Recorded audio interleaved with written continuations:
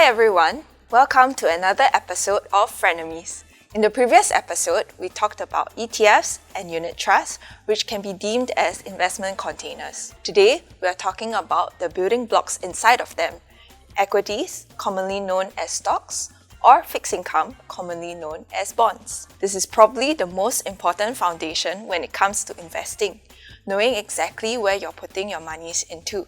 To help us navigate this subject, we have two subject matter experts with me. We have... Hi, I'm Hui Shi, Portfolio Manager. And we have... Hi, I'm Cyrus, Senior Research Analyst, Global Fixed Income. Before we begin, let's just start with the very basics. What exactly is an equity?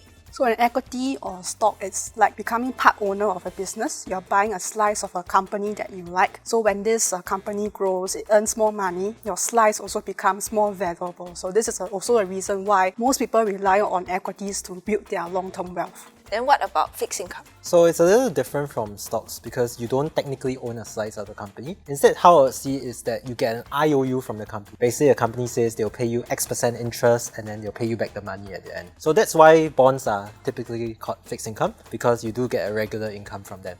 So in summary, one is an IOU, one is an ownership. Then in terms of that, how do investors actually earn a return when they invest in equity? For equities, there are two main ways to earn their returns. First is through price appreciation. So if the company grows, it becomes more valuable, their share prices will increase over time. So it's a bit like buying tech stocks. So most of the returns coming from tech stocks are price appreciation. The second way to earn returns will be through dividends. So for some companies, instead of reinvesting their profits back into the business, they decide they want to pay out a small slice of their profits to their shareholders. So examples would be like Singapore REITs. They pay out very high and also regular dividends to their shareholders. Then what about in the fixed income area? How do they earn returns? Yeah, actually it's very similar. So just like for stocks, you have dividends. So for bonds, you have coupon payments as well. So these come in usually every 6 months and it's a regular stream of 3%, 4%, 5%, whatever the bond is. And of course, there's a price angle to it because bonds have a market price as well. So as usual, if you buy low and sell high, then that's how you can make a profit too. You mentioned on dividends giving investors income, and you mentioned about coupons also giving investors income. Can you explain what are the similarities and differences between both? I think one of the main difference is that for coupons, bond coupons, these are typically sort of set in stone, meaning there's a contract saying, okay, the company will pay you 3% every year or 1.5% every 6 months.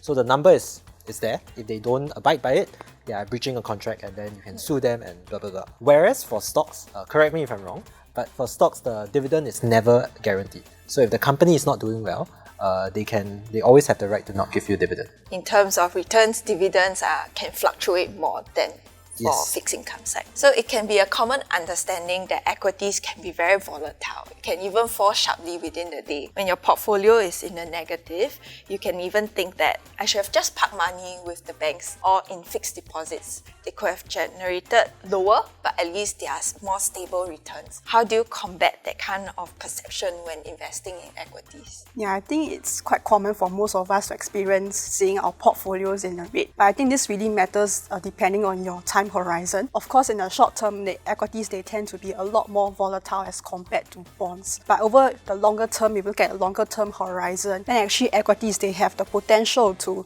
give you very attractive returns, because in the short term, prices mainly move based on news and based on sentiment. But over the long term, share prices are being driven by earnings, also being driven by economic progress. So as time progresses, usually equities will do quite well over the long term. But one feature about bonds, if you buy single bonds, is that most of them, non-perpetuals, will eventually mature at usually 100 cents on the dollar. So if let's say you buy a bond today and it matures in 5 years, even if it fluctuates throughout the 5 years, as long as you stay the cost till maturity and the company doesn't default, you will get your 100 cents on the dollar. And of course, all the coupons along the way. I think just now you mentioned the term non-perpetuals, right? Yes. Could you briefly explain it to the audience? Absolutely. So there are different types of bonds. So perpetual bonds run in perpetuity, so they never ever mature. Whereas for most regular bonds, they do have a set maturity date.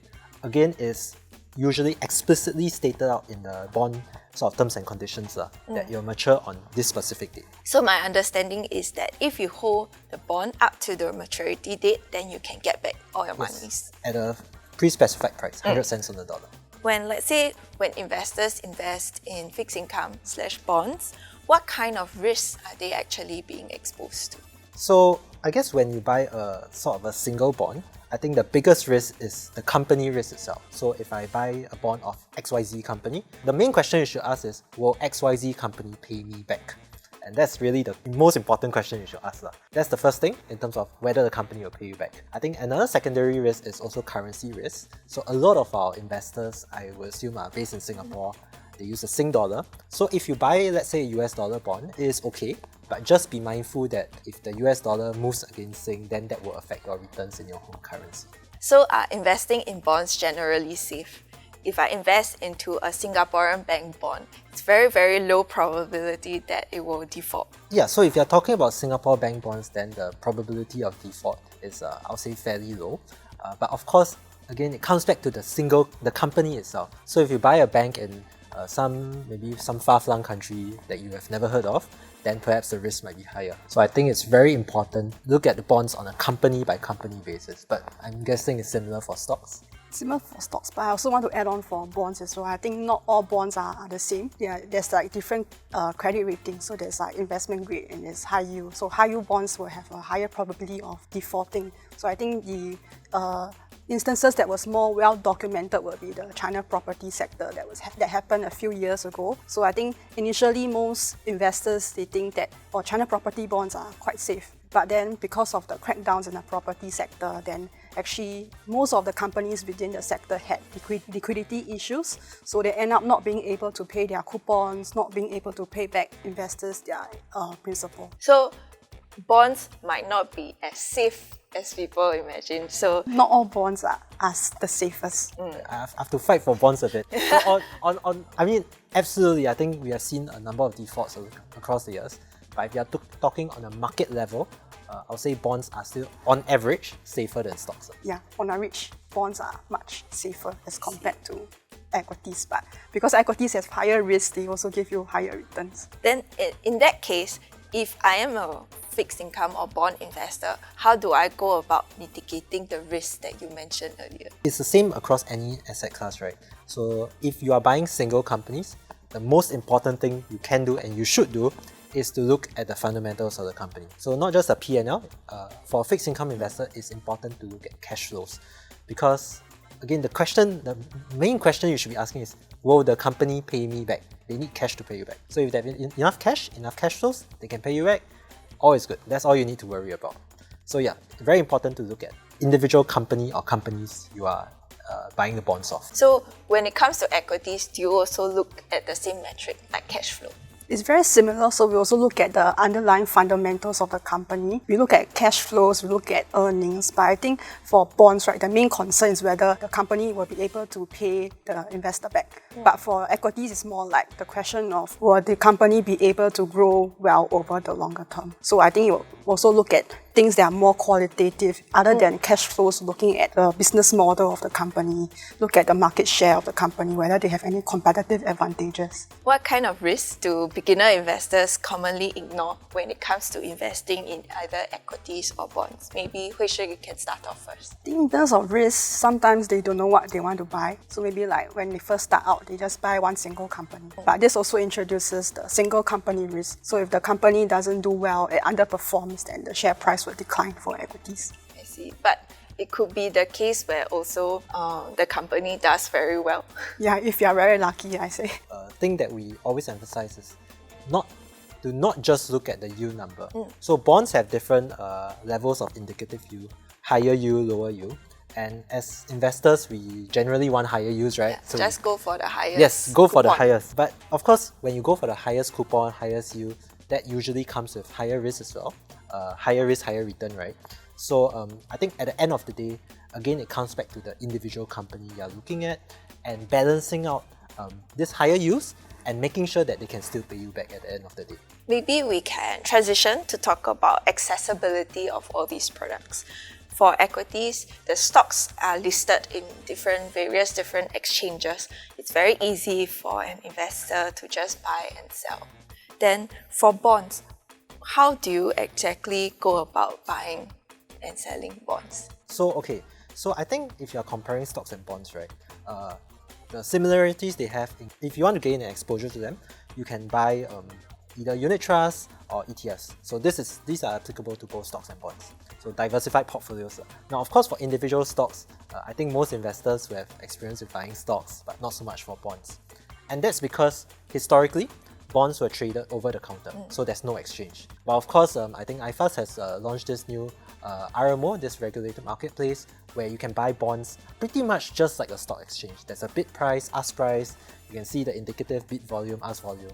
If you like the price, you can just hit it. So I'll say in the past, stocks trading was a bit more accessible because pricing is more transparent, but I think the world is changing and it's much easier to buy bonds nowadays.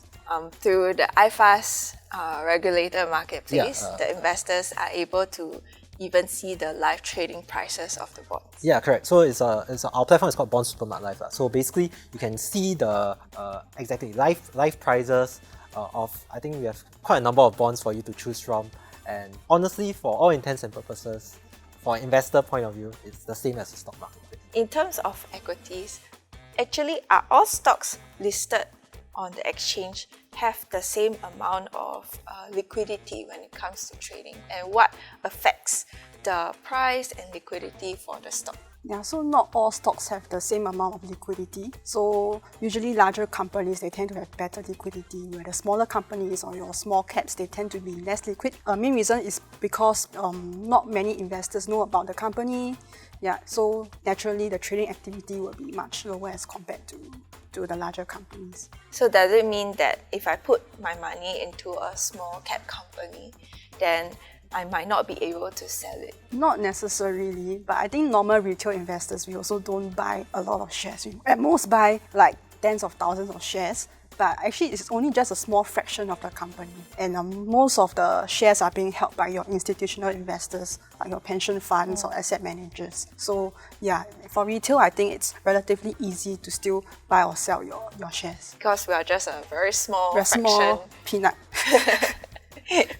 What about in the bond space? Is that also the same case? So I think for stocks, a lot of retail investors, they might make smaller puns of maybe $100, $1,000 or so on. Again, it's historically, bonds were in Sing dollars were usually in $250,000 denominations, which is quite a big amount to most people. But of course, the world is changing, and there are a few Sing dollar bonds out there, and of course US dollar bonds, which are available in smaller denominations. Let's say 5K by 5K, or even on our marketplace, I think you have some where the minimum is maybe 1K. So that's I'll say it's much more liquid and much more easily accessible. But the overall underlying story is the same for stocks and bonds, where if you have a more popular counter, more popular bond, then it's going to get more liquidity. If it's not as popular, then maybe it might not have that much liquidity. I think for retail, I think the best way also is to invest in bonds using bond funds. Because sometimes you don't have like $200,000 to invest in a single bond. Then the minimum is the same as an equity fund, right? Maybe like 1K. So what I'm hearing is that historically, equities have been more traded by retail investors because they're more accessible. But for bonds, there will be upcoming and ongoing initiatives that are making it more accessible to retail investors. Yes, I think it's changing very quickly. So yeah.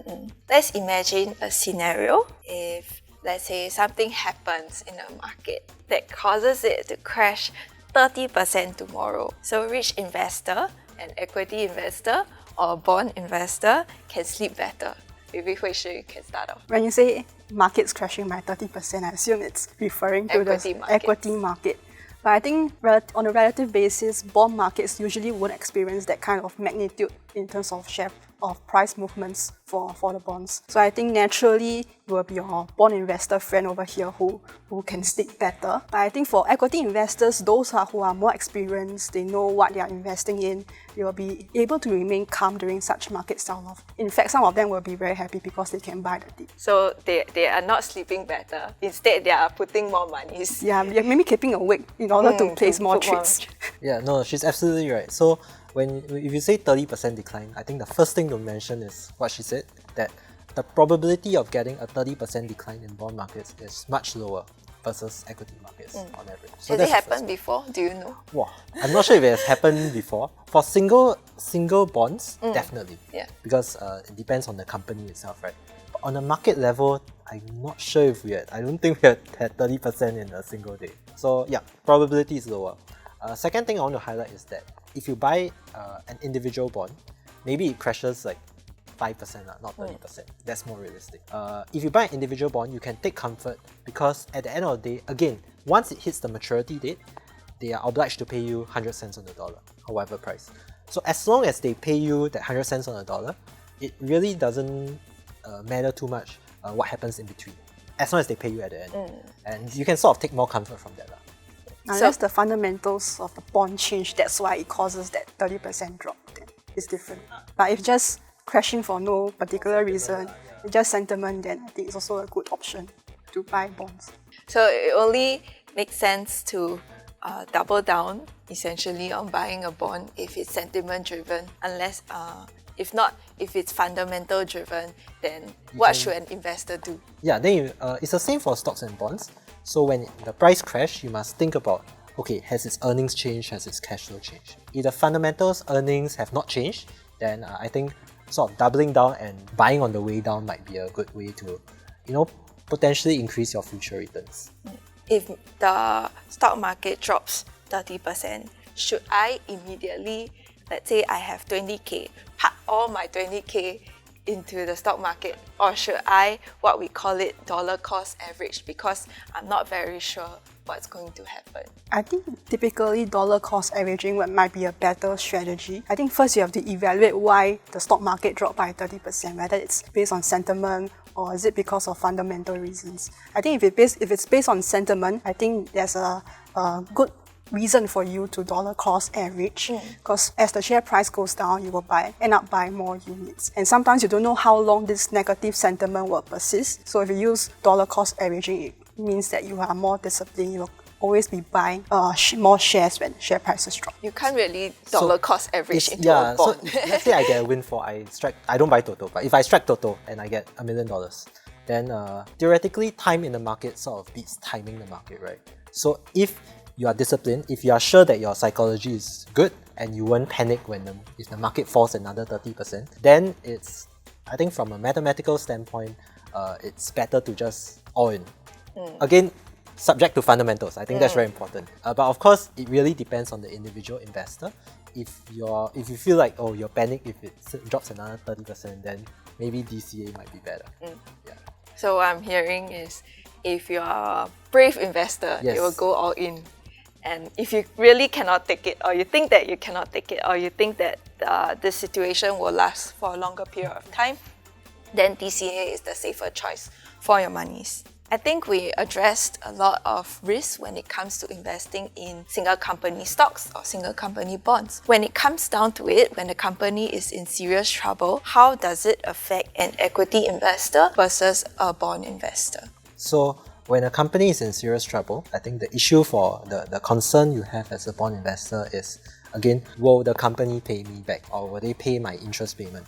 So if they are unable to make interest payments in the first place, then usually it will trigger defaults or cross defaults across your other borrowings as well. So all the borrowings will be considered defaulted as well. So honestly, the probability of reaching that stage is unlikely, because in that case, the company is really in really big trouble. Collapse. And the bond price will also drop a lot. So in that case, then you will have to evaluate at that point.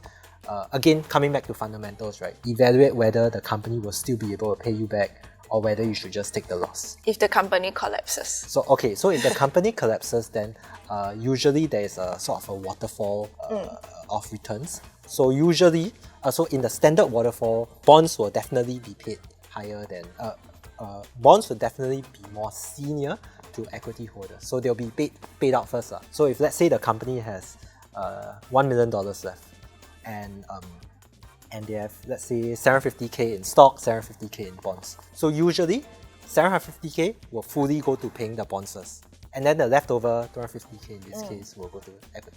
No leftover, then nothing for them. But I thought when you invest in an equity, you own part of the company. So how come if you own the company, then you are the last to be paid in this case? Because debt is a legal obligation. So if you imagine you set up a company, but you don't have enough cash, so you have to borrow some money from the bank, for example. So when the company starts to make money, of course they will first go back and pay the loan from the bank. Then they will, for the remaining profits, they will go back to the owner. So conversely, if the company doesn't do well, they also have the legal obligation to pay back the lenders first. So they will pay a fixed income bond investor first before the remaining money goes towards the equity investor. If there's anything left. Is that always the case? I'll say virtually that's a standard procedure. So generally bonds first and equities, but of course this always comes back to risk versus reward, right? So on the downside, this scenario where the company goes bankrupt, then it seems like a bad deal for equity holders, right? Stockholders. Yes. But imagine if the company does well. What do bondholders get? Bondholders get the same X% interest, 100 cents on the dollar. Whereas the equity owners, they benefit from all the upside of profits. So yeah, the downside might be worse, but also the upside is much higher for stocks. So bonds is like capped upside, but then there's some downside protection. Equity holders are like unlimited upside, but also unlimited downside. When you invest in an equity, you actually get voting rights for those annual general meetings. How important are actually those voting rights to investors, like everyday investor like you and me? I think just now we talked about how usually retail investors only own a small fraction of the company. So yes, you may get the voting right, but I don't think retail investors in general will be able to change the outcome of the meeting or the vote, because it's still a very small fraction of the company. But I think it's also good for retail investors to experience how having the ownership of the company feels like, having the right to vote. Yeah. Then is there anything similar in the bonds world? No, so for bond investors, I was gonna say you have no right, but that sounds very negative. No, you don't have voting rights in what the company does. So the company, the board and the management ultimately works on behalf of shareholders, not bondholders. So as she said, right, this is just a legal obligation, an IOU to repay X amount of money by X date. So yeah, I guess as a shareholder, as a bondholder, you don't get much rights. As a shareholder, actually, your voting rights are usually quite small versus. It's just good. It's good to go there, eat a bit of finger food, and you can ask. As a shareholder, even if you have one share, the smallest amount, you're entitled to ask your questions at the meeting and find out more about how the company is doing.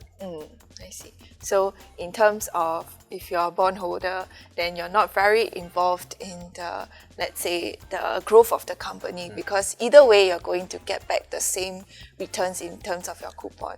But as an equity shareholder of the company, then you're more directly involved in the sense that where is the company going to go in the future? Then you can ask those type of questions during the AGM as long as you hold a share in the company. In terms of investment management, do you think active management is more justified in bonds or in equities? Maybe Cyrus can kick off. The question should not be whether it's more justified in equities or bonds. I think the question should just be, is it justified? Ultimately, it is justified only if you're good enough. And that's why when you select active funds, it's very important to make sure that they have a good track record, good historical track record. And of course, when you speak to the fund managers or the fund team, you must be confident that their strategy, their processes are in line with what you believe in. So yeah, ultimately, I don't think it's a stocks versus bonds thing. It's a matter of essentially a fund manager skill. With that being said, right, I think stocks in general tend to be much more well covered already in the market. So you can find a lot of analysis online or basically online or on AI or everywhere basically. But for bond research, I would say it's not as accessible, especially to retail investors. So in terms of finding alpha opportunities, yeah, it might be easier to find alpha opportunities in bonds. So does it mean that for a fund manager, if you're for a fund manager of a bond fund versus a fund manager of an equity fund, it is easier to outperform as a bond fund manager. Not necessarily there, because even though there's sort of bonds are less covered, but equities have unlimited upside. So if you find a 20 bagger, something that goes up 20 times in a year, then you have well outperformed your peers by such a big margin. Whereas for bonds, I would say generally in the public credit space it's very difficult. The differences are a bit more incremental versus stocks. So there is no such thing as finding a 20 bagger I'm sure some in fund bonds. managers do in bonds. bonds. Can lah. Can. You buy a very distressed bond that eventually goes back to normal, you can get 20 baggers, but these are much less common, and yeah, I would say it's much easier for stocks. I largely agree with what Cyrus just said. So usually equity markets, they tend to be more efficiently priced. For example, markets like the US. I think most of us as retail investors, we will hold a S&P 500 ETF rather than an actively managed US fund. But there are also certain other areas where the markets are being less covered. So for example, small caps, they tend to be less covered. That's why most people would opt for active strategy when it comes to investing in those smaller companies. And I think if you are investing in a global fund as well, typically if you buy the ETF, which is benchmarked to that, for example, MSCI World, that gives you around 70% exposure to US companies. But in situations where US markets are expensive, this is where the active manager can help to play a part in it. So if they think that US expensive, active managers can reduce their allocation to the US and allocate elsewhere in other parts of the world in order to generate better returns for clients. So what I'm understanding is not about the specific asset class itself on stocks or bonds, but more on whether that aspect is being well covered by the fund, by the market in general. Now that we've covered aspects of risk and also talked about returns and costs when it comes to stocks as well as bond investments, so if we were to bring it all together into a portfolio for investors, does it or will it ever make sense to hold a portfolio of, let's say, 100% equities or 100% bond? In general, portfolios, they tend to have a mix of both equities and bonds. So there's more of a balanced mix in terms of the risk and the reward. But I think it still makes sense for an investor to have either 100% equities or 100% bonds. But I think this really depends on the person, depending on their time horizon, their risk tolerance, for example. So let's say if a young investor who's like 30 years old, he has a very long investment horizon and he can take a lot of risks, then I think it would make sense for this person to hold 100% equities in order to capture the unlimited upside potential. In what case will it make sense to hold 100% bonds? So it will make sense to be 100% bonds, typically if you want much more stability in your portfolio value. So usually older investors, retirees, they don't want to take such big fluctuations in the investments, right? Then you can just buy a few bonds, a portfolio of bonds or bond funds, and in so doing, you can earn this consistent income from the coupons while making sure that your portfolio value on average won't fluctuate that much. So it's more for stability, consistent income over time. If I'm a young investor with a long investment horizon and I'm willing to take the risk, 100% equities might make sense. And if I am an older investor, I don't want to take so much risk, I prefer stability and I want income, then I can invest in 100% bond portfolio. Yeah, or if you are 50-50, you can just do something in between. Ultimately, it's dependent on your own objectives. Some people use a simple heuristic like 100 minus your age, 120 minus your age. So for example, if you are 50 years old, and then you do 120 minus age, then in that case, you will need to put 70% in equities, so 120 minus 50, and the balance you can put in bonds, so 70-30. And then it changes with your age. I see. But yeah, a lot of ways to do it. When it comes to investing, can two investors hold the same asset but experience totally different investment outcomes? So I think it is really not what you hold today, but how you react tomorrow. So if let's say the share you buy, you both hold the same share and the share price crashes by 50%. So a person who panic sells versus a person who holds, the returns will differ. Imagine if it dips and then it rebounds. The person who panic sells would miss the rebound afterward. Whereas if it dips and you continue buying, dollar cost averaging, and it goes up, you'll make all the returns back. So yeah, it really depends on what you do after rather than what you hold today. Yeah, I was about to say the same thing. So it really depends on how you react to the market movements. There are some investors who are more rational and some who are more emotional who will panic sell when market drops. How do you overcome the aspect of emotion? I think it takes more experience. So the more experience you get, I think the more disciplined you will become. So you will be more adjusted to the 20%, 30% drops. So you have to be able to be immune and tolerate those kind of drops in your portfolio. All these aspects of managing, like how much bonds or equities you should put in your portfolio, is very important. But as a beginner investor, how can I implement all these steps practically in my investment portfolio?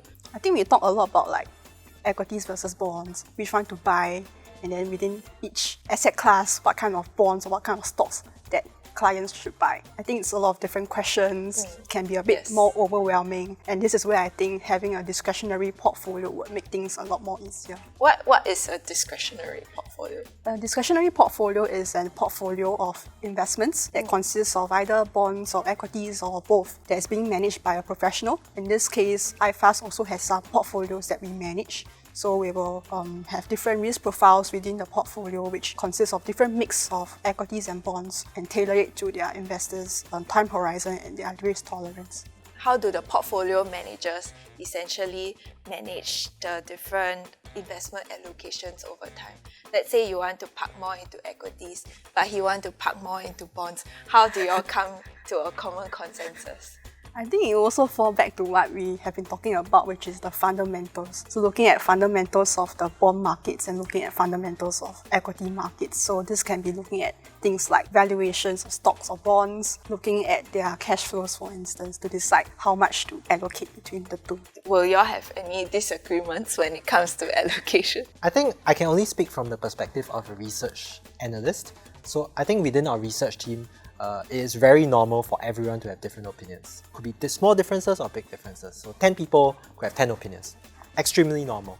But what matters as a team is how we sort of synthesize all our views together and ultimately come to one team view that's sort of unified. So if you assume something in US markets, it might affect Singapore markets, and then markets are all interlinked. So it's making sure that all our assumptions, all our views sort of tie together very nicely. So that's what I can say from the research team angle. Everyone has their own opinions, but ultimately the team view is something that's properly synthesized. Maybe from a PM angle, it might be different. From a PM angle, I think the main objective is to maximize the risk-adjusted returns for clients who are invested into the portfolio.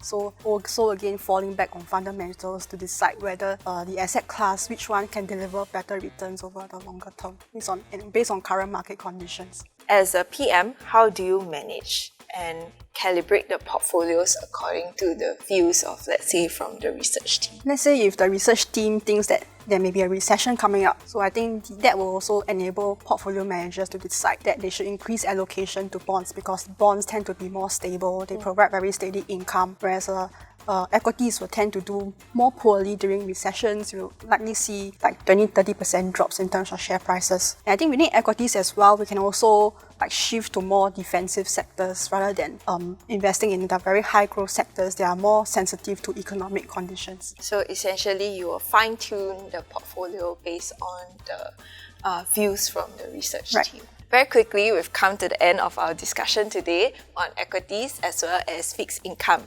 Before we let you go, maybe Cyrus, you can share one takeaway for investors today, followed by Hui Shi. So I think whether you invest in equities or fixed income, I think it's very important that investing is a long-term process. So you really need discipline in your process, and discipline is what gets you returns over the longer term.